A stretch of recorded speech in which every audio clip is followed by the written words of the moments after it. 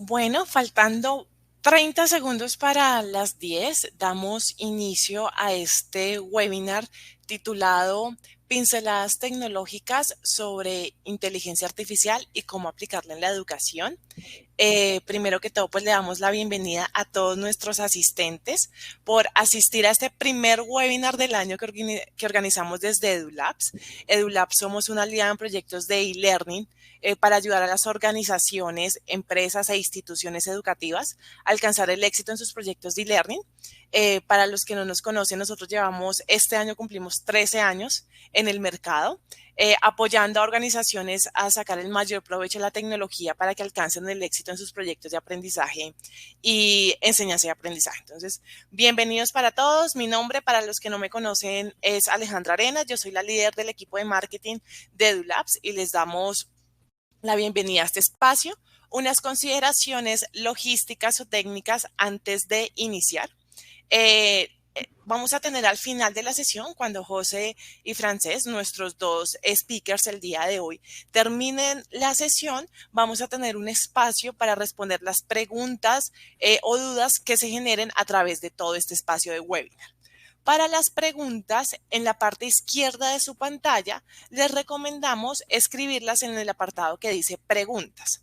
¿Por qué no en el chat? Porque en el chat, digamos, en este momento ya somos 101 personas. Entonces, posiblemente en el chat vamos a estar comentando cosas, haciendo preguntas sobre que de pronto no se escucha el audio o que pasa alguna inconveniencia. Entonces, puede que en el chat las preguntas se pierdan.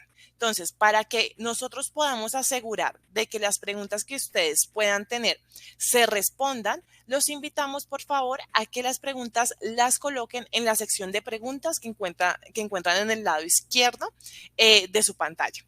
Entonces, así lo podemos tener un control mayor y poder responder sus preguntas.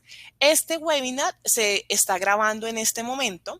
Lo compartiremos en nuestro canal de YouTube el día viernes para que ustedes puedan acceder de manera gratuita a él cuando lo consideren, y también se los estaremos enviando a los correos electrónicos con los que ustedes se registraron para esta sesión. Entonces, si quieren revivir este webinar, que yo sé que va a estar espectacular, o si quieren compartirlo con colegas, con compañeros de trabajo, con amigos, también van a poder compartirlo porque lo vamos a tener en nuestro canal de YouTube. En un momento en los comentarios les compartiremos el enlace de YouTube, y también, asimismo, pues los invitamos a seguirnos en LinkedIn. En LinkedIn nosotros compartimos contenido de valor sobre proyectos de educación virtual, proyectos de aprendizaje híbrido, cómo la tecnología nos va a ayudar a nosotros a sacarle el máximo provecho a estos procesos de enseñanza y aprendizaje y mejorarlos. Entonces, sin más preámbulos, vamos a iniciar, porque yo sé que todos estamos entusiasmados por este webinar, que es de una temática que desde el año pasado se está hablando mucho, pero que a veces se habla tanto que no sabemos por dónde iniciar, cómo iniciar. Hay herramientas, cada día salen 7 herramientas de inteligencia artificial. Entonces, lo que quisimos hacer con este webinar, pues fue como unas pinceladas, como una introducción al uso de inteligencia artificial y cómo nosotros lo podemos aplicar en nuestros procesos educativos. Entonces, para eso tenemos a dos speakers muy asertivos, unos speakers que no podíamos haberlos escogido mejor para que nos hablen sobre este tema, que son José Torret y Francés Santaña. José es director de Arquitectura Tecnológica, Datos y Seguridad de la Universidad Oberta de Cataluña. José tiene más de 15 años de experiencia en tecnología, se especializa en diseñar plataformas digitales que han impulsado empresas de todos los sectores. José es un apasionado por inteligencia artificial, por eso está aquí y yo digo es uno de los mejores speakers que pudimos encontrar. Él disfruta aplicando su conocimiento para crear productos y servicios innovadores. También comparte su experiencia como profesor en máster de Data Science, enseñando formas prácticas de mejorar la productividad en sistemas basados en inteligencia artificial. José, bienvenido. Muchísimas gracias por aceptar nuestra invitación. Y a José lo acompaña Francés. Él es ingeniero en informática también de la universidad. Es ingeniero en informática de la Universidad Politécnica de Cataluña y también es arquitecto ITEC en la Universidad Oberta de Cataluña. Francés tiene más de 20 años de experiencia en el sector ITEC, en el que empezó a trabajar en 1998. Su trayectoria pasada incluye investigación aplicada en inteligencia artificial, trabajos en grupos interdisciplinares en tecnología y pedagogía, participación y coordinación de trabajos en numerosos proyectos nacionales e internacionales del sector, también trabajos en grupos de comercialización internacional de tecnología y tech, responsable de la arquitectura LMS, Learning Management System, de la Universidad Oberta de Cataluña, responsable del laboratorio de innovación docente de esa misma universidad y responsable del sistema de Learning Analytics. Actualmente arquitecto en la ITEC en la Universidad Oberta de Cataluña. Francés, un placer también tenerte con nosotros. Creo que toda esta experiencia es súper pertinente para poder tener este webinar. Para nosotros desde EduLabs es un orgullo poderlos tener acá y contarle como a todos nuestros asistentes estas pinceladas. Entonces, bienvenidos a los dos. Muchísimas gracias por haber aceptado nuestra invitación y el micrófono es todo suyo. Gracias a vosotros por invitarnos. La verdad es que para nosotros, tanto para Francesc como para mí, pues compartir, ¿no?, una serie de experiencias en este ámbito que, como bien dices, suena mucho, pero igual falta un poco de profundidad.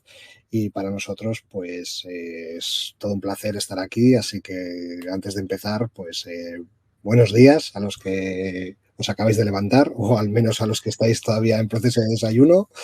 Y buenas tardes y buena tarde a todos los que nos seguís desde el otro lado del océano. Sí, lo dicho, muchas gracias por invitarnos y especialmente en mi caso, que llevo muchos años en el ámbito de las tecnologías educativas, pues estoy especialmente emocionado por el impacto que va a tener todo el tema de inteligencia artificial en educación, y esperamos que con este webinar pues os podamos explicar un poco cómo vemos este futuro. Listo, entonces a los dos muchísimas gracias y pues damos inicio. Yo voy a apagar mi pantalla, mi micrófono, pero cualquier cosa que necesiten, yo estoy acá súper pendiente. Muchas gracias. Les recuerdo a nuestros asistentes las preguntas, dejarlas en la sección de preguntas y al final de la sesión las estaremos respondiendo. Muchas gracias. Muy bien, bueno, pues empezamos y así vamos avanzando, que tenemos muchas cosas que contaros y el tiempo pues es oro y apremia, ¿vale? Como decía Alejandra, hemos titulado a este webinar Pinceladas tecnológicas sobre la inteligencia artificial y cómo aplicarla en educación. El viaje que tendremos hoy irá desde los ámbitos un poco más genéricos, ¿no?, en qué es la inteligencia artificial y cómo la vemos a día de hoy y por qué hay tanto boom, ¿no? Porque parecía que la inteligencia artificial era algo muy futurista o poco útil hasta el 30 de noviembre del 2022, que ya sabéis que es la fecha en la que se publicó ChatGPT, y parece que lo cambió todo. Luego veremos un poquito también cuáles son las barreras o cuáles son las decisiones que tenemos que adoptarlas a la hora de implementar este tipo de tecnologías en cualquier compañía, y en este caso, como es el nuestro, en una universidad. Y luego Francesc nos contará un poquito qué impacto tiene la inteligencia artificial principalmente en el sector educativo, ¿vale? Con algún caso de uso. Haremos uso. Yo al menos intentaré que esto no sea una conversación monotemática.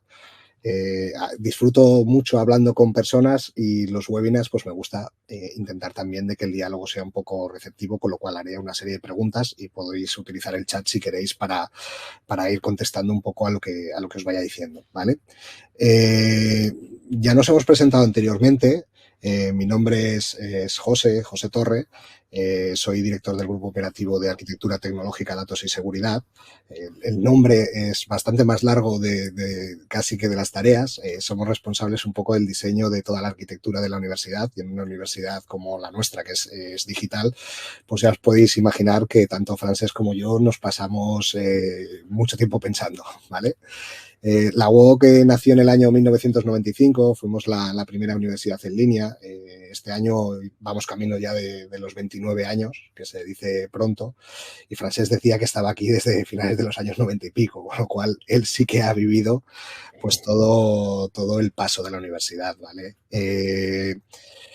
Los números los tenéis aquí un poquito, 104.501 graduados y graduadas, 87.000 estudiantes actualmente, con un profesorado muy amplio y con mucha experiencia en cada uno de los estudios que impartimos, 800 programas en línea, con 11.350 aulas virtuales. Somos una universidad que nos gusta la caña, nos gusta la tecnología, nos gusta la innovación y nos gusta el sector tech, ¿no? Como decía Francés. Y luego un poquito de medallitas, ¿no? Que también nos gusta muchas veces pues reconocer, ¿no? Que somos una de las universidades mejor valoradas en distintos ámbitos o criterios, ¿vale? Con lo cual, este es el programa de hoy. Yo os hablaré del punto 1 y del punto 2 y luego Francés nos comentará un poco en el punto 3. Como decía Alejandra, las preguntas las vais haciendo si queréis sobre la sección preguntas. Yo os iré haciendo una serie de preguntas también así a voleo y si queréis contestarlas con el chat, perfecto, y si no, pues lo consideraré preguntas retóricas y trataré de respondérmelas yo mismo, ¿vale? Venga, empezamos. ¿Qué es la inteligencia artificial, ¿no? Yo si ahora preguntara, no sé, el nivel o el ámbito vertical que tenéis dentro del mundo de la inteligencia artificial, pero si yo ahora mismo preguntara, o al menos hace 2 años preguntáramos qué es la inteligencia artificial, seguramente a muchas de vosotras y de vosotros os vendría una imagen similar a esta en la cabeza, ¿no? Es decir, un robot con capacidades más o menos de consciencia que es capaz de tomar decisiones tales como exterminar a la raza humana, ¿vale? Pero la inteligencia artificial en el año 2024, a pesar de que ha habido un boom muy grande en los últimos meses, donde se habla mucho de conceptos como la IA generativa, no es más que esto que veis en pantalla, software, ¿vale? Normalmente estos grandes modelos que hablan muy bien y hablan mucho no son capaces de tener consciencia. Se llaman inteligencia artificial pues porque semánticamente se les ha otorgado esa nomenclatura. Pero normalmente estos sistemas no dejan de ser una matriz de millones o billones de parámetros. Cuando escuchéis, por ejemplo, modelo Llama X entrenado con 70 billones de parámetros, pues al final es una matriz de información que se le pasa a un fichero que probablemente no tenga más de 500 líneas de código y donde sale un artefacto de software que es capaz de, con una serie de instrucciones, calcular cuál es la probabilidad de la palabra o de la sílaba o token que toca a continuación en función de los parámetros que hemos incorporado en la matriz, ¿vale? Es decir, son pues muy buenos escritores, de esto no cabe duda.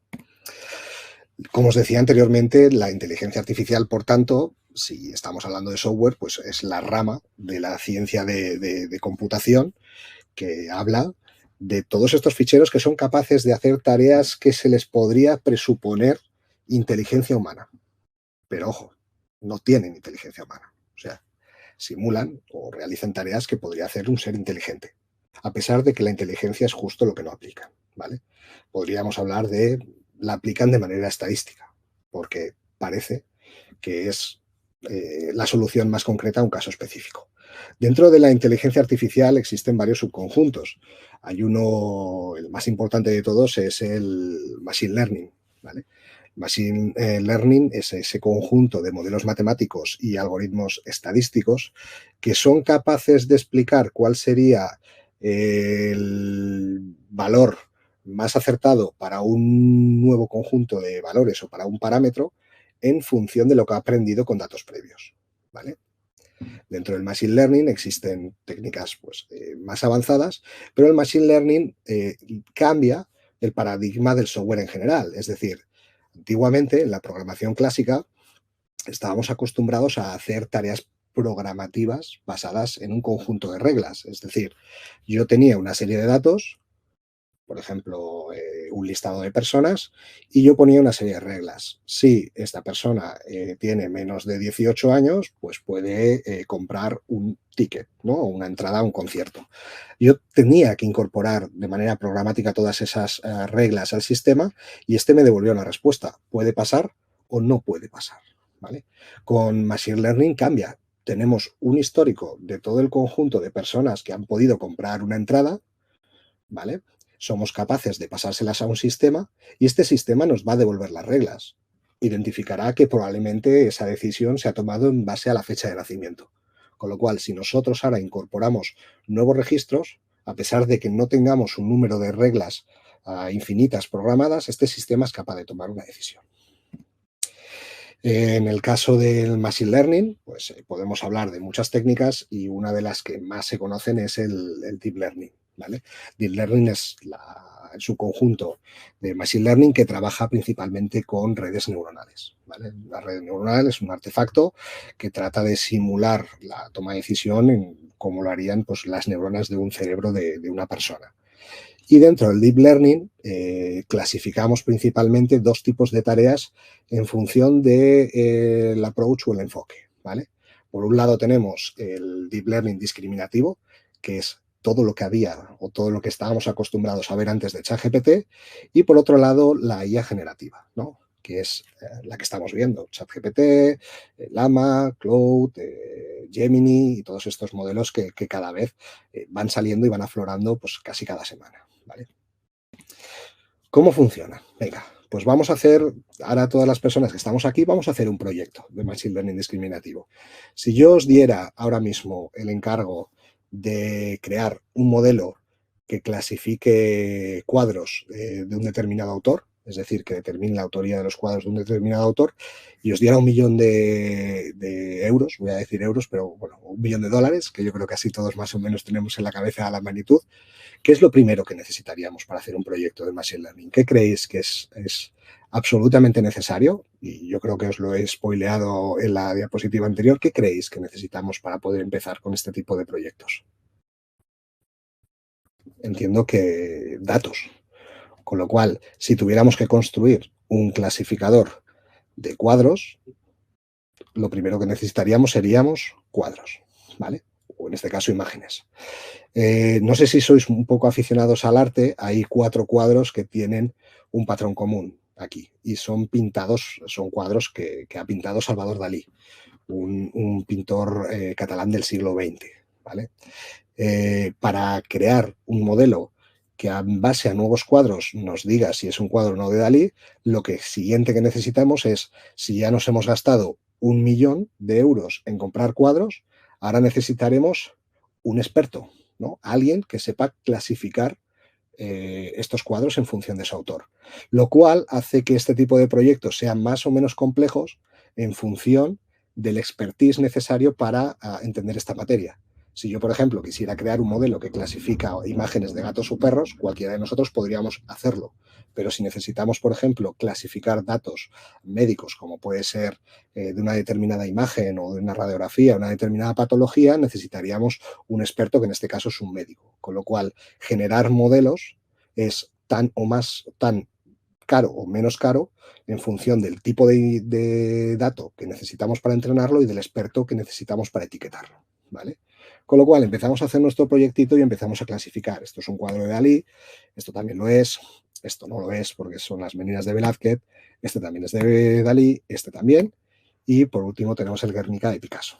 Una vez que tenemos todos los datos etiquetados, empezamos lo que nos gusta a los técnicos, que es empezar a picar código. Y una vez que tenemos el código picado, somos capaces de crear a través de un proceso que se llama entrenamiento un modelo, ¿vale? Un modelo, como os he dicho anteriormente, es una pieza de software.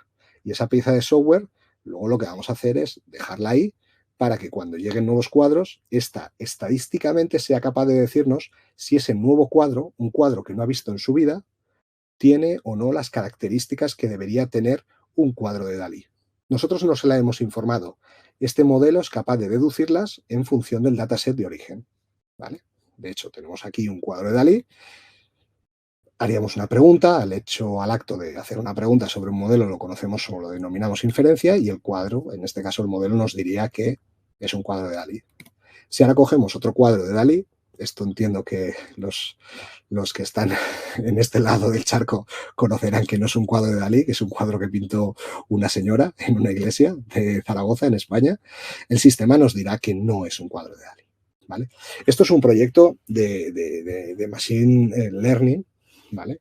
En el cual ha habido un dataset que se ha entrenado previamente, ¿vale? Ahora vamos a cambiar Ecceomo, exacto. Ya conocéis el Ecceomo, algunos de vosotras y de vosotros. Vamos a hacer un proyecto de IA generativa para que veáis que en este caso lo que queremos no es obtener una historiadora o un historiador del arte que es capaz de saber si el cuadro ha sido o no pintado por Dalí, ¿vale? En este caso, simplemente explicaros algún ejemplo en el ámbito educativo de IA discriminativa, como pueden ser los sistemas de recomendación, ¿vale? Sistemas de recomendación que podéis ver en Amazon, que podéis ver en Spotify, etcétera, etcétera, que principalmente trabajan de la misma medida, de la misma forma, pero en este caso pues, pueden tener como dos distintos approaches, dos distintos enfoques.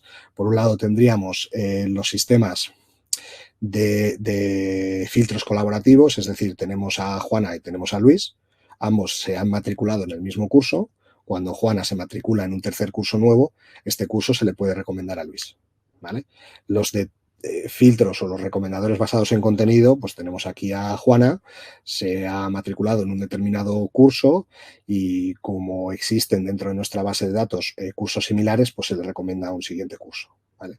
Este tipo de tareas o de proyectos que están relacionados con la recomendación o sistemas de recomendación entrarían dentro del paraguas de la IA discriminativa, al igual que la detección del abandono. Detección del abandono es otro ejemplo. Tenemos el histórico de todos los estudiantes que forman parte de una universidad, generamos un modelo, es decir, sabemos precisamente o sabemos perfectamente que Francesc Santana con sus notas y con su perfil académico no abandonó, pero José Torres sí. Entonces, todo esto pasamos a un proceso de entrenamiento, hay un modelo que al final adquiere o aprende pues todos esos parámetros estadísticos, le podemos conectar a la base de datos de los estudiantes actual y este nos podrá decir pues cuáles están contentos y cuáles tienen un elevado riesgo de abandono. Y a partir de aquí, pues nosotros pues podremos ejecutar acciones personalizadas para tratar de que estas personas pues no abandonen, ¿vale?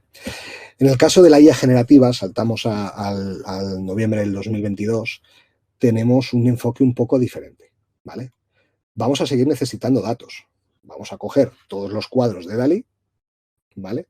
Pero en este caso no vamos a necesitar al experto.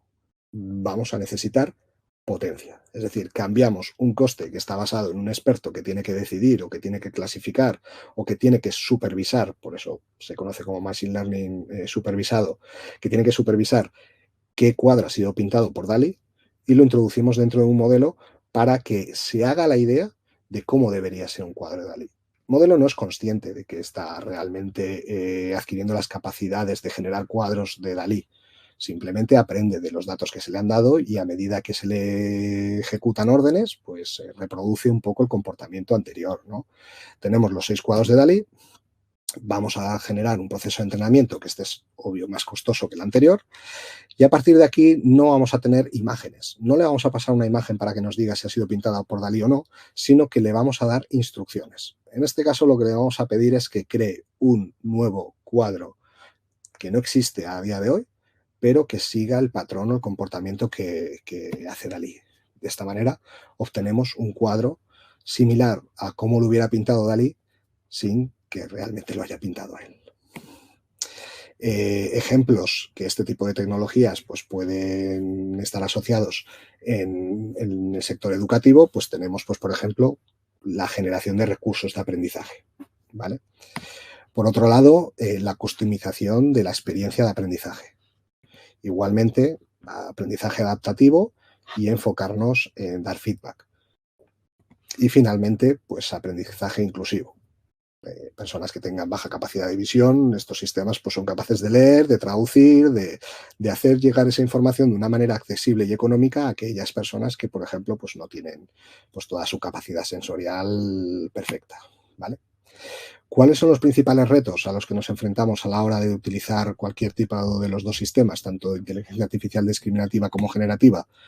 Pues muchas de ellas son los que tienen impacto a nivel de negocio, es decir, uno de los puntos que tratamos muchas industrias cuando comentamos problemas acerca de inteligencia artificial siempre es encontrar casos de uso que sean fácilmente medibles en cuanto a impacto, ¿no? Es decir, los modelos podemos medirlos a través de muchas métricas. Muchos enfoques tendrán un approach estadístico, es decir, que el modelo acierte el 90% de las veces, pero estos modelos se tienen que medir con métricas que estén alineadas con negocio. ¿Y qué quiere decir con esto? Yo siempre pongo el mismo ejemplo. Imaginaos que construimos un modelo que trata de predecir el riesgo de que yo te dé un crédito bancario. Si ese modelo tiene una performance estadística de que acierta el 99% de las veces, si yo os hiciera la pregunta de si creéis que ese modelo es un buen modelo o un mal modelo, probablemente el 90 y mucho por ciento de vosotros me diríais que es un modelo muy, muy, muy bueno. Pero imaginaros en un caso real en el cual el modelo acierta ese 99% de las veces, acierta con préstamos que tienen un valor, pues por ejemplo, de 500 o de 1.000 euros, pero justo falla en el préstamo en el que le hemos pedido 1.000.000 de euros. Ese impacto es altísimo en negocio, con lo cual la evaluación de la calidad que tiene un modelo de inteligencia artificial siempre tiene que estar asociado al impacto que tiene el mismo sobre un proceso de negocio y no sobre un proceso estadístico matemático, porque si no caeríamos en un error de concepto, ¿vale?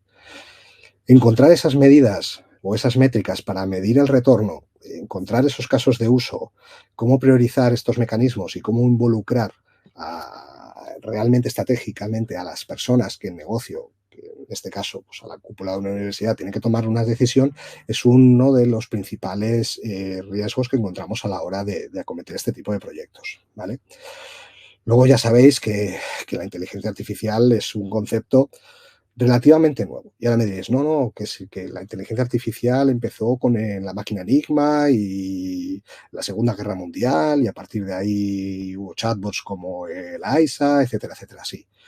Pero aplicar inteligencia artificial de manera ordenada, seria y escalable dentro de una institución, llevamos haciéndolo desde hace pocos años. ¿Vale? De hecho, la gran parte de las compañías que están utilizando procesos de inteligencia artificial no tienen una estrategia implementada en cuanto a la productivización de modelos de inteligencia artificial. Tienen casos de uso en producción, pero no tienen una implementación ordenada, ¿vale? Que es a lo que nos veníamos, ¿no? Es decir, a todas esas dificultades de no tener un proceso gobernado hacen que este tipo de proyectos al final sean pequeños monolitos que están aislados unos de otros y no interconectados, cuando lo más importante es establecer una estrategia a nivel de negocio y una estrategia a nivel técnica.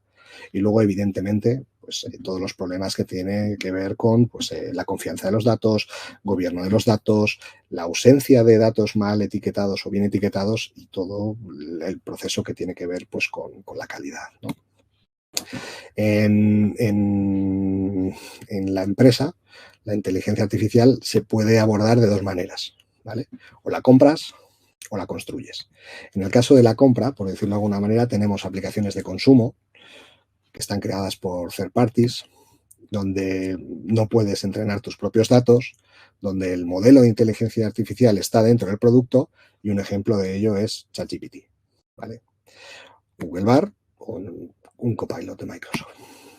Luego tenemos Enterprise Apps, ¿vale? Las aplicaciones de empresa que están embebidas dentro de un determinado SaaS, que sí que podrías trabajar con tus propios datos, pero solo con los datos que se generan dentro de esta aplicación, ¿vale? Y el modelo igualmente está embebido dentro del producto. Ejemplos de esto tenemos todas aquellas herramientas o modelos que trabajan con las suites de ofimática, que son o bien Google Duet o Salesforce Einstein o, por ejemplo, Copilot 365 de Microsoft. Es decir, nosotros podemos contratar este servicio mediante un pago por uso al fabricante de la herramienta de ofimática, que puede ser, por ejemplo, Microsoft, y podemos pedirle acciones a ese modelo conversacional dentro de esta propia herramienta.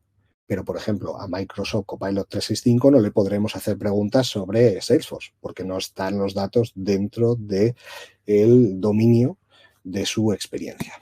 En cuanto a la construcción, pues podemos hacer como los tres cerditos. Podemos construir casas de paja, de madera o de ladrillos. Todo depende del dinero que nos queramos gastar y, sobre todo, lo que es más importante, de la tasa de refresco de la información que queremos aportar a un modelo, ¿vale?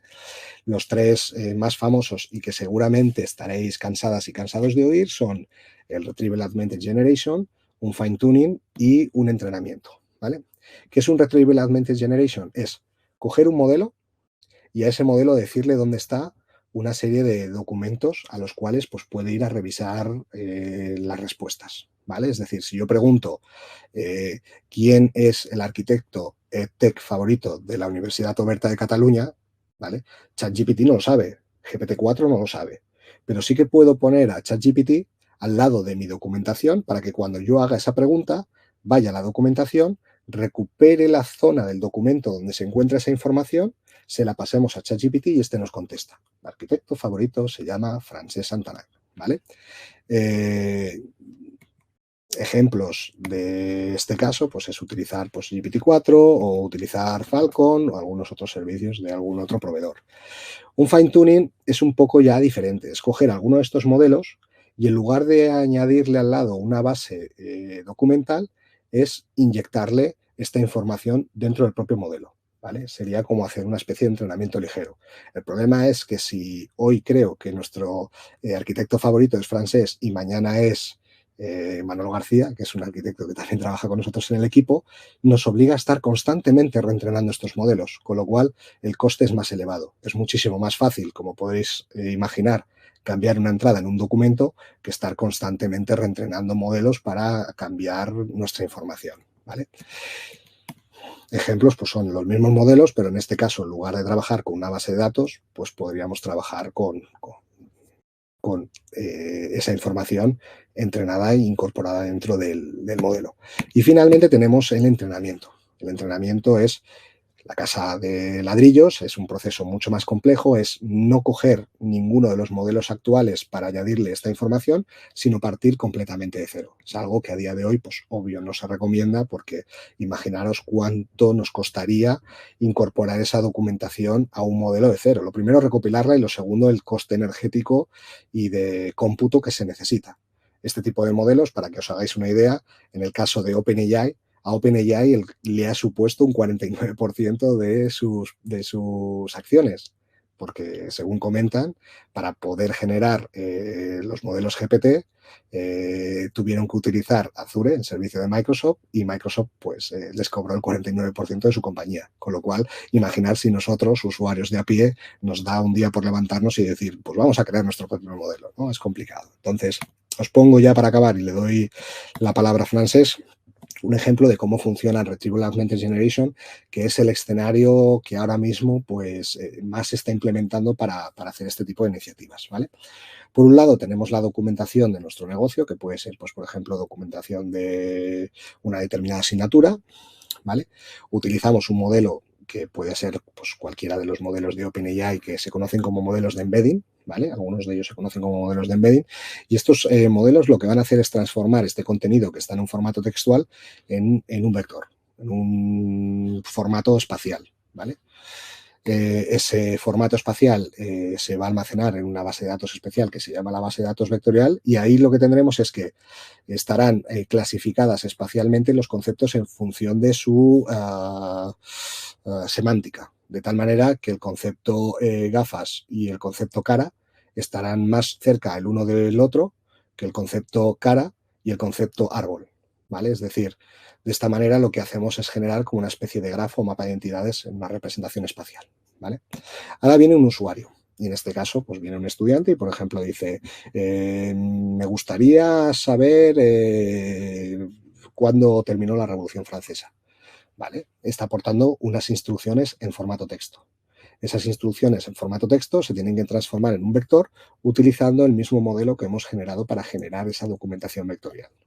Una vez que hemos hecho esto, tenemos un vector, una pregunta vectorizada, accedemos a la base de datos vectoriales, es decir, lanzamos como una especie de consulta espacial, arrastramos todo el contenido que se encuentre cerca, ese contenido es contenido vectorizado, lo transformamos en texto, obtenemos cuáles son las partes de ese contenido que mejor se adaptan a la respuesta, se los pasamos a un modelo conversacional como puede ser GPT, es decir, en este caso le estamos pasando la pregunta y también las entradas más relevantes de lo que hemos encontrado y este contesta al usuario, ¿vale?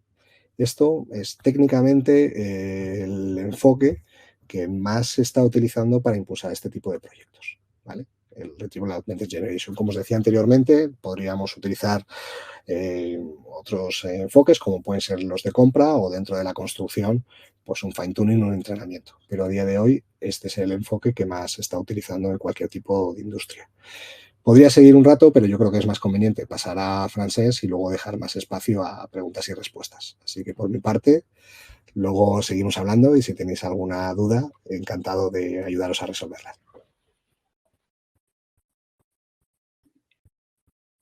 Muy bien, pues voy a compartir pantalla.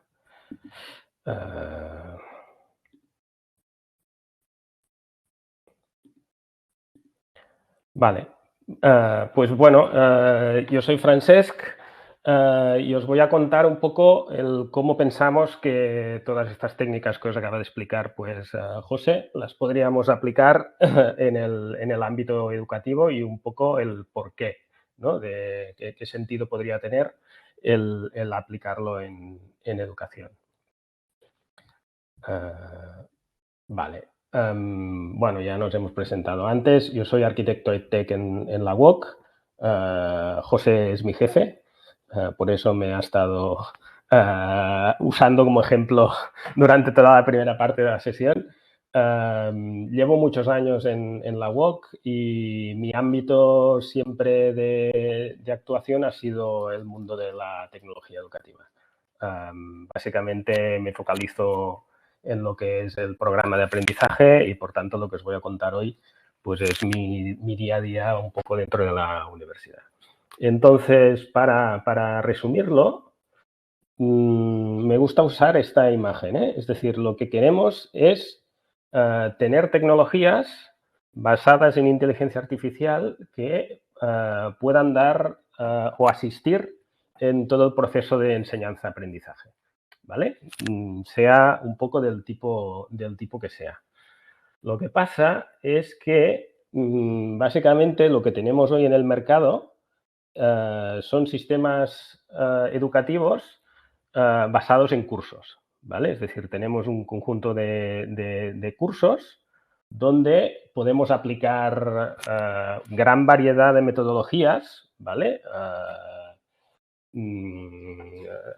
Aprendizaje adaptativo, aprendizaje basado en competencias, Flip Classroom, basado en casos, etcétera, etcétera. Pero, básicamente, por el tipo de herramientas de las que disponemos, todo eso se enmarca dentro del concepto de curso, ¿vale? ¿Qué es un curso? Pues un curso, básicamente, es un espacio donde disponemos de un profesor y de multitud de estudiantes, ¿vale? Una gran cantidad de estudiantes.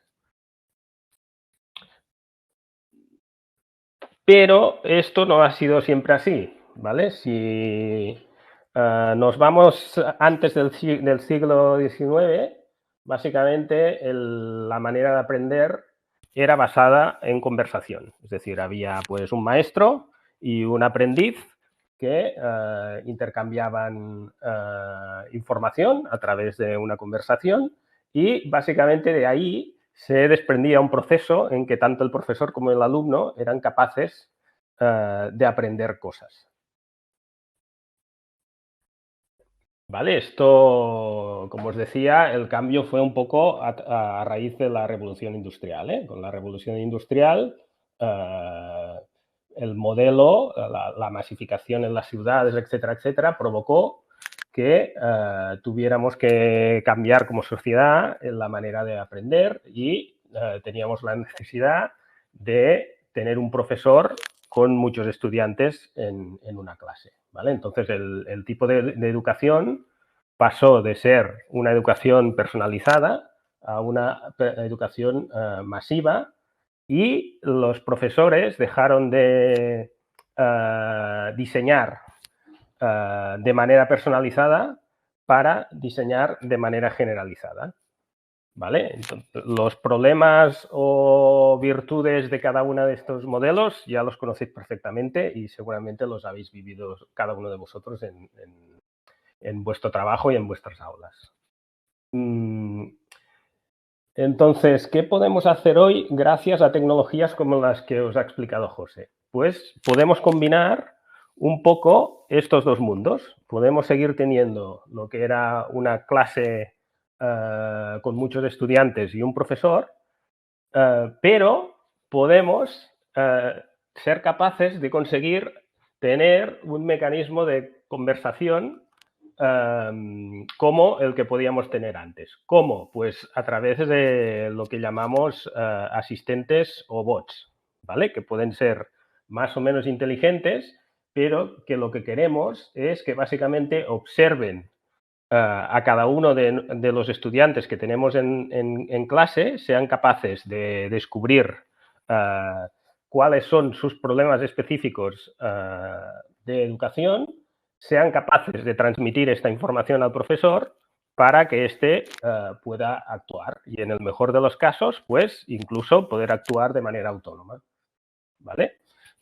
Con esto conseguiríamos que nuestros sistemas educativos puedan volver a un proceso de enseñanza personalizado, ¿vale? Y que de alguna forma se pueda dejar de diseñar estos cursos por generalización, ¿vale? Un ejemplo concreto de esto, tengo un bot en un aula que va observando las actividades, los ejercicios que va haciendo cada uno de nuestros estudiantes, detecta un poco cuáles son los problemas de aprendizaje que tiene este estudiante, se los comunica al profesor y el profesor distribuye un contenido específico para trabajar cada uno de estos problemas a cada uno de estos estudiantes. ¿Vale? ¿Dónde podemos desplegar estas piezas tecnológicas? Pues las podemos desplegar dentro de todos los dispositivos que usamos para educación, es decir, en el móvil, en el ordenador, en algún dispositivo tipo Alexa, etcétera, etcétera.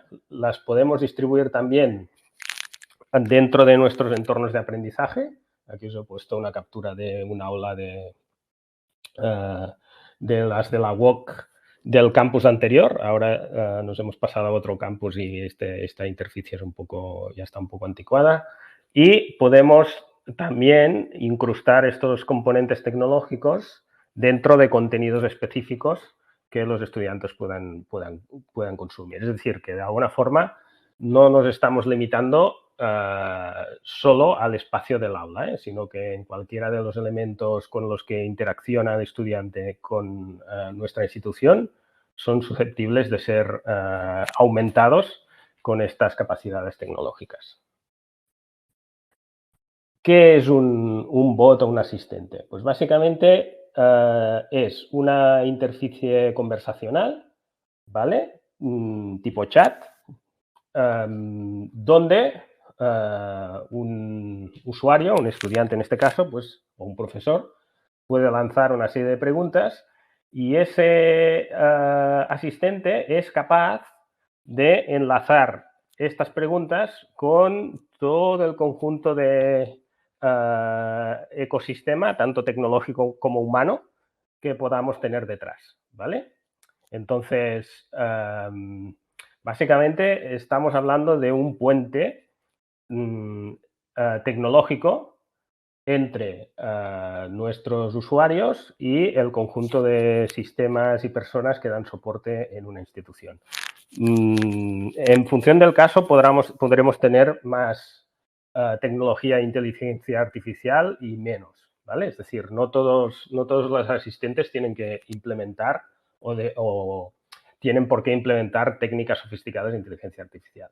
Es evidente que la parte conversacional ya lleva implícito un componente de inteligencia artificial, en este caso de tratamiento del lenguaje natural, ¿vale? Pero hay bots que no son muy sofisticados a nivel de inteligencia artificial. ¿Por qué de alguna forma vemos que la interacción del futuro es la conversacional? Pues bueno, primero porque ya fue la primera que existió, es decir, las primeras formas de interaccionar entre una persona y una máquina eran vía línea de comandos. Lo que pasa es que como no teníamos capacidad para procesar el lenguaje natural, pues usábamos unos comandos muy simples, ¿vale? ls-la, como veis aquí en el ejemplo, para hacer el listado de todos los directorios de una carpeta, ¿vale? Después saltamos a un sistema que nos inventamos, que nos pareció una buena solución para poder interaccionar con las máquinas, ¿vale? Que es todo el sistema de formularios. Y finalmente ahora, gracias a que disponemos de tecnologías como la inteligencia artificial, pues somos capaces de volver al sistema conversacional, que de alguna forma es mucho más natural para nosotros, ¿vale? Si lo comparamos con el mecanismo previo, que era el de formularios, pues vemos que el conversacional es algo que está en el ámbito humano y, por tanto, es mucho más natural para nosotros. Y, en cambio, el sistema de formularios es un invento digital, ¿vale? Mucho más parecido, mucho más acorde con la manera de actuar de las máquinas que no lo que sería la conversacional, que es mucho más similar a cómo actuamos los humanos, ¿vale? Entonces, pues lo que veis aquí, los formularios son muy artificiales para los humanos y si os fijáis, cuando hacéis cualquier tipo de test de usuarios, los usuarios con los formularios siempre se sienten incómodos, ¿no? Siempre piensan que la culpa es suya, es que no he sido capaz de encontrar el botón, no he sido capaz de introducir el dato en el sitio correcto. ¿Y eso por qué? Pues porque no nos sentimos... no nos sentimos cómodos con este tipo de interfaces. En cambio, nos es mucho más fácil interaccionar con una interfaz conversacional. Supongo que todos habéis oído hablar del test de Turing, ¿vale? El test de Turing, como sabéis, es un test que consiste en hacer unas preguntas a una caja negra y ser capaz de determinar si lo que hay al otro lado de la caja es una persona o es una máquina, ¿vale? Diría que tampoco es un...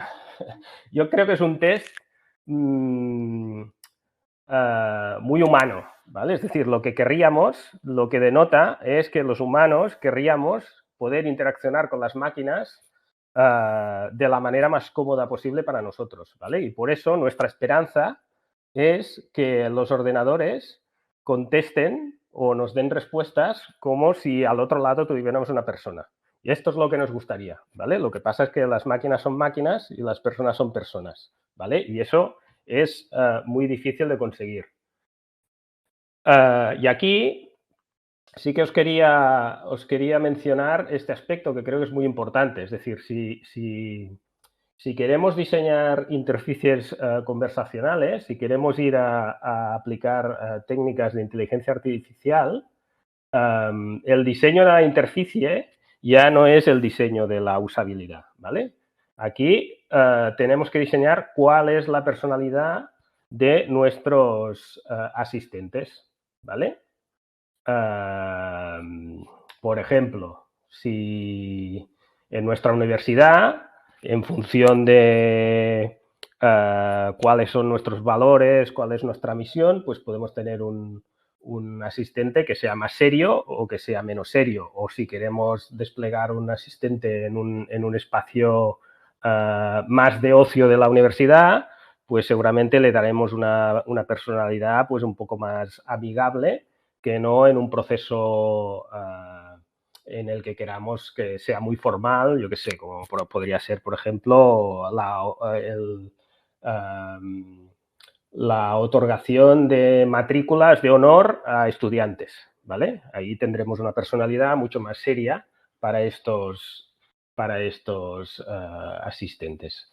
Además, un punto importante también es que la personalidad nos tendría que servir para que estos asistentes dejen claro que son tecnología, que no son personas, ¿vale? Es decir, deberíamos ser capaces de que nuestro bot diga que es un bot, ¿vale? Es decir, mira, yo soy un asistente y tengo una serie de habilidades y una serie de deshabilidades. Pues no soy capaz de interpretar lo que tú me preguntes y, por tanto, te voy a poner 3 opciones cada vez que me hagas una pregunta, ¿no? ¿Has querido decir A, B o C? ¿Vale? normalmente, en función de estas tecnologías, pues también tenemos que pedir confirmación de las cosas, ¿vale? Lo que me has preguntado es esto, ¿sí o no? ¿Vale? Tenemos que tener en cuenta que puede haber errores, ¿vale? Y esto hay que gestionarlo, ¿vale? Hay que informar al estudiante de que perdona, pero he cometido un error porque, como sabes, soy una inteligencia artificial que estoy aprendiendo cada día, ¿no? Por ejemplo. Y aquí hay técnicas que son interesantes, como las de persona, que es el hecho de analizar bien cuáles son los perfiles de nuestros estudiantes, porque eso nos permite diseñar un poco cuál es esta experiencia de usuario que queremos que ofrezca nuestro asistente. Entonces, los bots son máquinas, ¿vale? No son humanos. Y es un concepto que yo creo que tenemos muy claro de 1000 películas y historias de inteligencia artificial que ya hemos visto en el cine, ¿vale? Y que yo creo que es interesante tenerlas en cuenta. Es decir, los humanos nos cuesta mucho interaccionar con otros humanos, ¿vale? Entonces, evidentemente aún nos va a costar más ser capaces de interaccionar con máquinas. Es decir, nosotros buscamos a alguien que nos entienda, a alguien que esté a nuestro mismo nivel, etcétera, etcétera. Y evidentemente, pues las máquinas tienen una manera de procesar los datos muy distinta a la nuestra, ¿no? Y esto es un hecho que hay que asimilarlo y no hay que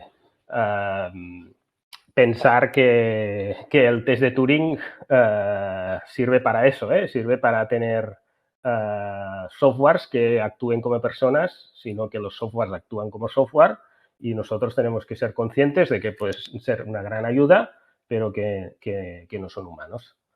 Entonces, un poco, yo a veces uso esta metáfora, ¿no? Es decir, igual no estamos hablando tanto de artificial intelligence, de inteligencia artificial, sino de inteligencia aumentada. Es decir, lo que queremos es que todas estas tecnologías sean capaces de aumentar nuestras prestaciones, ¿vale? Si conseguimos esto, sea más o menos inteligente el algoritmo que hemos construido, pues ya conseguimos nuestro propósito, ¿vale? Que al final es ser capaces de ser más eficientes, ser capaces de dar mejores respuestas dentro de estos procesos que estamos gestionando de enseñanza-aprendizaje.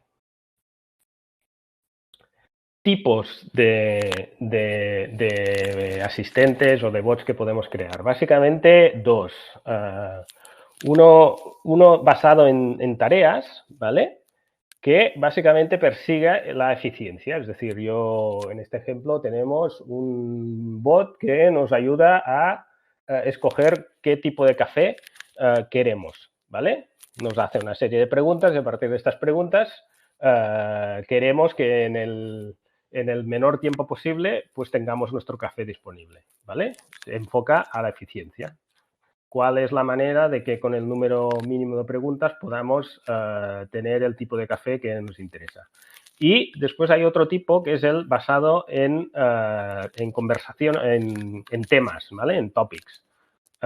Pues, por ejemplo, queremos hablar sobre las películas del universo de Star Wars y aquí el objetivo del bot es conseguir que estemos mucho tiempo hablando sobre eso, ¿no? Es decir, el bot va a ir detectando cuál es nuestro interés o cuáles son los temas que nos interesa más aprender, cuáles son nuestras carencias dentro de ese universo y nos va a ir haciendo preguntas para ampliar nuestros conocimientos en este ámbito, ¿vale? Lo que quiere el bot es que estemos el máximo tiempo posible estudiando estos topics o temas. Ejemplos de bots, de tareas, los asistentes, ¿vale? Un asistente que me da soporte a todo el proceso de matrícula. Pues eso sería un bot centrado en tareas. Quiero hacer la matrícula, tengo un asistente que me da soporte a todo este proceso. Topic-based, pues aquí bots más relacionadas con contenidos de aprendizaje, ¿vale? Tengo un contenido de aprendizaje, tengo un asistente que me ayuda a explorar el mayor número de conceptos dentro de ese contenido. Y después tenemos otro tipo de bots que pueden ser de los dos tipos, que nos pueden ayudar a explorar ciertas herramientas de aprendizaje. Pues yo qué sé, un copilot de Microsoft, como mencionaba José antes, ¿no? Es decir, es un bot que nos da soporte al uso de una o varias herramientas, ¿vale? Y nos permite, pues, hacer las dos cosas, aprender y realizar tareas de manera eficiente.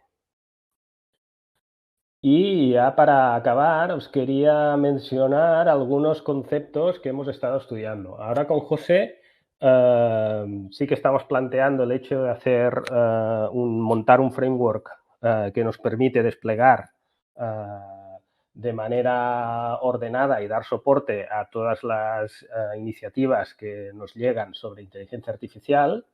Pero antes de esto, básicamente lo que hemos hecho es algunos experimentos, ¿vale? Algunos ejemplos de ellos, para comentar, si queréis, después en el debate. Pues un bot relacionado con preguntas, ¿no? Es decir, un bot que, dado una base de datos de preguntas, pues es capaz de, en función de ciertas características del estudiante, pues ofrecer las preguntas más idóneas para cada uno de los perfiles. Hicimos también un bot que era capaz de dar información a los estudiantes de doctorado, ¿vale? Porque había mucha información a tener en cuenta y además son estudiantes que no son de nuestra universidad o vienen a hacer un doctorado en nuestra universidad y hay muchas cosas de los procesos relacionados con la universidad que no conocen, ¿vale? Pues hicimos un bot que de alguna forma guía en todo este proceso de preguntas, pues dónde puedo encontrar alojamiento o qué otros estudiantes dentro del doctorado se interesan por el mismo tema de investigación que yo, cosas de este tipo. Hicimos también un bot que da soporte a los tutores. En la web tenemos el concepto de tutor, que es un asistente, una persona que asesora al estudiante durante todo su proceso de aprendizaje, ¿vale? Desde que se matricula a un programa o a una carrera hasta que termina, ¿vale? Y ese tutor, pues, asesora en cuanto a qué asignaturas matricular, si estás haciendo demasiados créditos o no, cosas de este tipo. Hicimos un bot que de alguna forma recogía información del sistema para asistir a este tutor para que pueda dar mejores respuestas a los estudiantes. Hicimos también un bot que daba soporte a un laboratorio de programación, resolviendo algunas dudas relacionadas con programación distribuidas, y hicimos un proyecto un poco distinto que consistía en buscar maneras de interacción de los estudiantes que no fueran a través de una pantalla. Entonces, cogimos este robot que veis aquí, que era un robot chulo porque tenía reconocimiento facial y te reconocía y tal.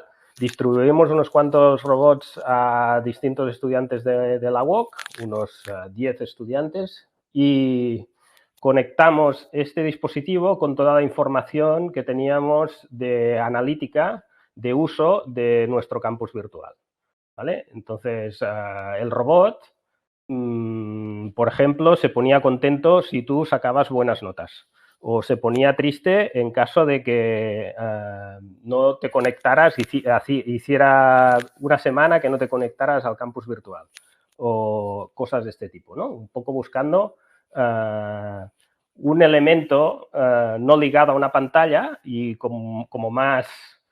No tan dirigido, ¿no? Porque al final solo tenemos información de la universidad cuando vamos a ella, ¿no? Pues queríamos un elemento que estuviera en tu casa que de alguna forma, sin que tú hicieras nada, pues te hiciera reflexionar sobre si estabas siguiendo correctamente el proceso de aprendizaje o no, ¿vale? Para concluir, yo os he hablado un poco de cómo podríamos incrustar o añadir estos componentes tecnológicos dentro de nuestra universidad, de nuestro campus virtual, de nuestros contenidos de aprendizaje. José os ha explicado un poco cómo deberíamos desarrollar estas tecnologías, ¿vale? Esperamos que haya sido de utilidad la presentación y yo creo que ya podemos ver si hay preguntas y os vamos contestando. Muchas gracias a todos. No, Francés, José, a ustedes muchísimas gracias. La verdad que ha sido una sesión bastante enriquecedora. Damos entonces ahora paso a las preguntas que han puesto nuestros asistentes en la sección de preguntas. Un segundo, yo acá voy a tomar un segundo el control. Perdonad, Listo. porque creo que me he pasado un poco de tiempo, ¿eh? No te preocupes, tenemos el tiempo. Además que estaba muy entretenido, entonces está espectacular. Entonces, comencemos con Sergio Mejía. Nos pregunta que si tiene alguna aplicación implementada para resolver un problema de la universidad, algún problema de la universidad, qué problema resolvieron y cómo lo hicieron. Bueno, yo creo que esto sí que hemos dado algún ejemplo, ¿no? Ahora con la explicación, entiendo que debía ser de hace un rato, pero yo qué sé, por ejemplo, entiendo que, por ejemplo, igual, José, el que tenemos más avanzado es el que estamos haciendo con docencia, ¿no? Bueno, aquí simplemente ver que la estrategia que pasa por el despliegue de iniciativas se basa en lo que decíamos, ¿no? En tratar de separar cuáles son las iniciativas que mejoran la productividad desde el punto de vista usuario y cuáles son las iniciativas que ayudan a la universidad a innovar, a mejorar sus propios procesos, ¿vale? Entonces, tenemos más o menos iniciativas pues más o menos madura en cualquiera de los dos. En la inteligencia artificial aplicable a la mejora de la productividad en el punto de trabajo, pues estamos explorando distintas herramientas pues para, sobre todo, mejorar en la manera en la que creamos contenido, mejorar en la manera en la que nos comunicamos, mejorar el hecho de adoptar nuevas tecnologías y obtener respuestas, pues haciendo pues pequeñas pruebas de concepto con tecnologías de Microsoft y de Google. ¿Vale? También estamos explorando, obvio, todas aquellas capacidades de Machine Learning o de inteligencia artificial embebida dentro de nuestros propios o de los softwares de consumo, como pueden ser en Salesforce o en otro tipo de plataformas o herramientas de las cuales disponemos. En el ámbito de la innovación, al final, pues lo que os decíamos anteriormente, se han hecho varias pruebas de concepto, principalmente impulsadas por nuestro centro de innovación de LELINC, ¿vale? Donde se han hecho una serie de tareas o de iniciativas pues, muy importantes en los últimos años, orientadas sobre todo al mundo educativo. Y recientemente también estamos trabajando en una prueba piloto para un chatbot que ayude a dar respuesta a aquellos usuarios de nuestra web que quieran consultar o tener más información acerca de la oferta formativa. Es decir, un chat que estará embebido en nuestra web y que permitirá responder a preguntas como ¿qué tengo que hacer para matricularme de este estudio? O algún tipo de respuesta, sobre todo, que ayude a esto, en el proceso de matriculación, ¿vale? Creo que tenías alguna pregunta, si quieres podemos discutir en esto. Era simplemente que cómo lo habíamos implementado, ¿no? Entiendo que al final, tecnológicamente es, como os había explicado anteriormente, en un formato un poquito parecido a RAG, con modelos que luego creo que hay una pregunta de qué modelos utilizamos, pues la dejo para luego. Pero sí que es importante, sobre todo, definir una serie de objetivos desde el punto de vista de negocio. Es decir, si queremos desplegar un chatbot comercial, tenemos que fijar qué métricas son las que vamos a medir. En el caso de comercial, tendríamos que medir la tasa de conversión. Es decir, ¿realmente la tasa de conversión es más alta en aquellos usuarios de la web que utilizan un chatbot con respecto a aquel grupo de control que no?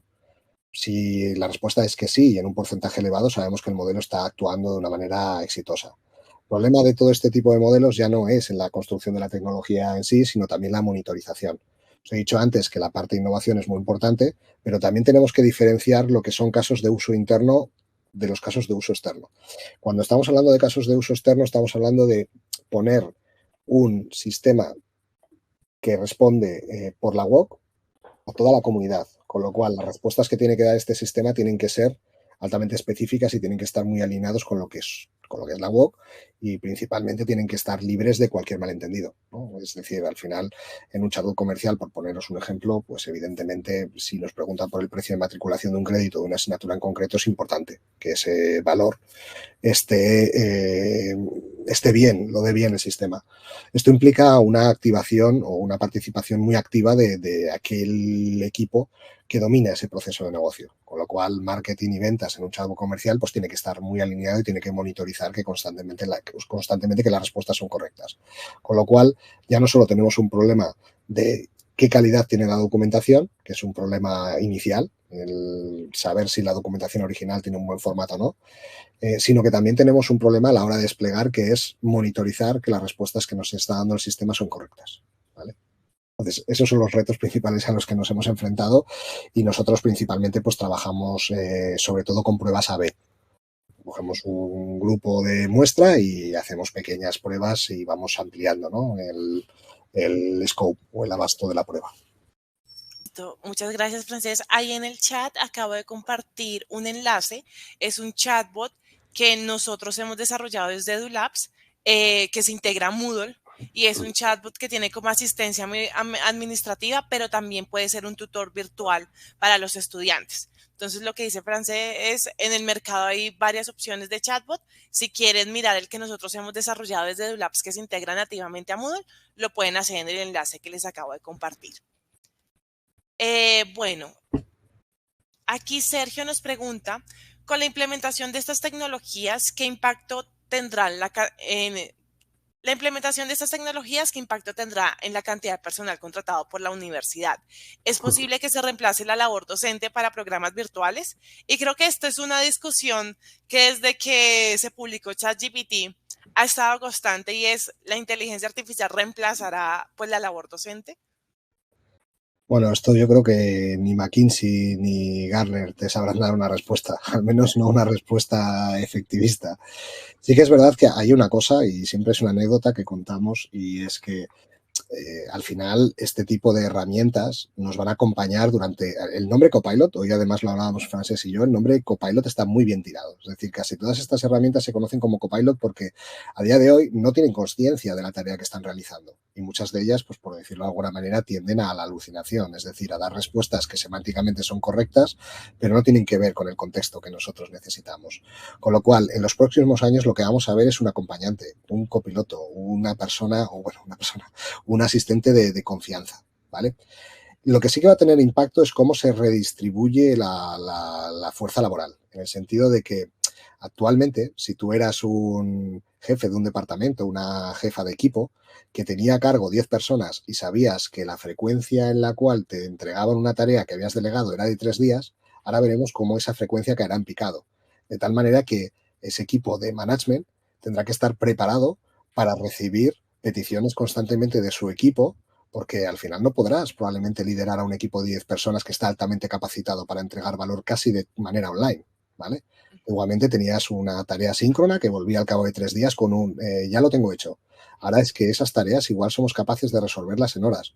Con lo cual seguramente estos grandes equipos donde había un manager o una encargada de un equipo que según Jeff Bezos, el ex CEO de Amazon, no podía superar el tamaño de 2 pizzas, o sea, el tamaño de un equipo que se come 2 pizzas, ahora veremos cómo esa tasa cambiará a una única pizza, a equipos más pequeños de 3-4 personas, lo cual implicará seguramente más personas para poder crear más equipos, ¿vale? Es decir, habrá una redistribución haciendo que haya una horizontalización un poquito más elevada y menos verticalización, con lo cual la entrega de valor será casi constante y seguramente veremos cómo en las próximas décadas habrá un avance importantísimo en cualquier sector, ¿vale? Sí, yo os diría que es muy difícil de predecir el impacto que tienen las tecnologías, ¿eh? Yo me acuerdo cuando, los que ya tenemos una edad, yo creo que nos acordamos de cuando se inventaron las primeras impresoras, ¿no? Y todo el mundo decía que se acabaría el papel. Y resulta que con la implantación de las impresoras en la oficina se multiplicó por mucho el uso del papel. Es decir, es de los periféricos más usados, ¿no? O sea, todo el mundo, a pesar de tener ordenadores, se iba a imprimir para después tener los papeles. Es decir, que yo no creo que signifique, al menos de manera inmediata, como os decía José, una disminución de personal en las universidades, y creo que incluso puede pasar lo contrario, ¿eh?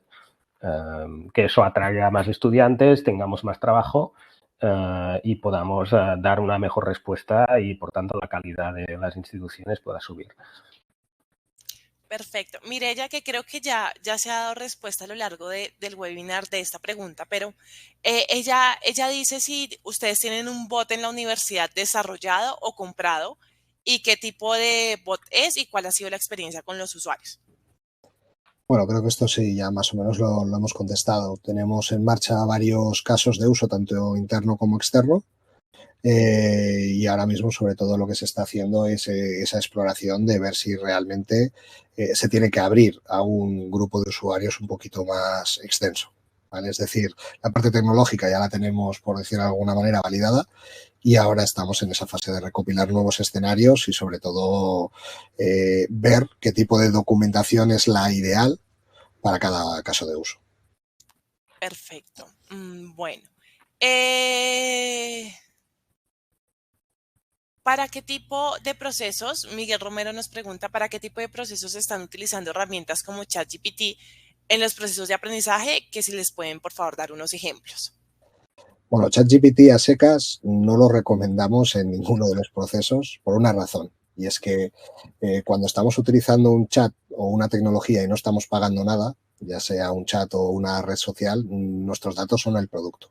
Con lo cual, no recomendamos ese tipo de tecnologías abiertas, sobre todo para preguntar cuestiones acerca de la universidad o que haya una serie de datos sensibles, ¿vale? Eso es lo primero. Sí que estamos utilizando, por ejemplo, versiones de pago que sí que garantizan, en este caso, una seguridad a la hora de compartir la información. Es decir, que cuando yo estoy pasándole a ese sistema algo en un prompt, nos aseguren que estos datos no se van a compartir ni siquiera se van a utilizar para reentrenar nuevas versiones del producto que estamos utilizando, ¿vale? Esto es muy importante, sobre todo, transmitir este tipo de mensajes en cualquier institución, ¿vale? No pasa nada, evidentemente. Yo soy usuario de ChatGPT sin pagar, pero soy usuario consciente de que cualquier cosa que estoy utilizando ahí, pues puede ser utilizada en mi contra de aquí a unos años, ¿vale?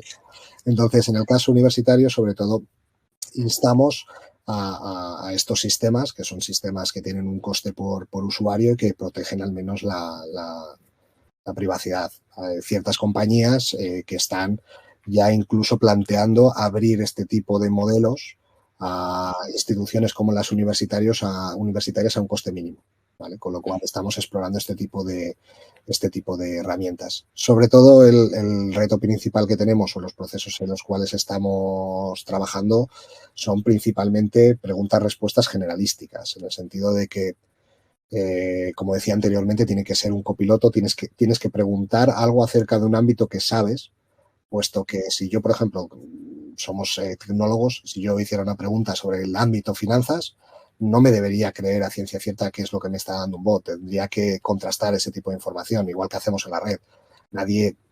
Yo creo que esto como usuarios hemos ido aprendiendo a lo largo del tiempo. Probablemente encontraríamos una fake news, por ejemplo, y tenemos que contrastar ese tipo de información. En este caso ocurre lo mismo. Siempre tratamos de que las personas que están utilizando estos sistemas hagan preguntas acerca del ámbito que dominan para acelerar su trabajo cotidiano y no para preguntar cosas que están alejadas de su entendimiento. Esto es importante tenerlo en cuenta. Perfecto. Creo que ahí ya respondiste una pregunta que nos habían hecho, que era un poco sobre los desafíos éticos y legales que surgen a utilizar inteligencia artificial pues, para crear contenido educativo. ¿Tienen algo más que quieran como profundizar en cuanto a esos desafíos éticos o legales o lo dejamos con la respuesta que acaban de dar? Bueno, en cuanto a desafíos, bueno, son dos cosas un poco separadas. La parte legal, en Europa estamos trabajando en un borrador de una normativa que promueva la regulación, ¿vale? Todavía tardará un poco en llegar, igual cerca de un año y medio. Igual ha cambiado tanto todo que realmente hay que volver a trabajar en un nuevo modelo. Esto siempre ocurre, al final la innovación va más rápida que la legislación y al final, pues...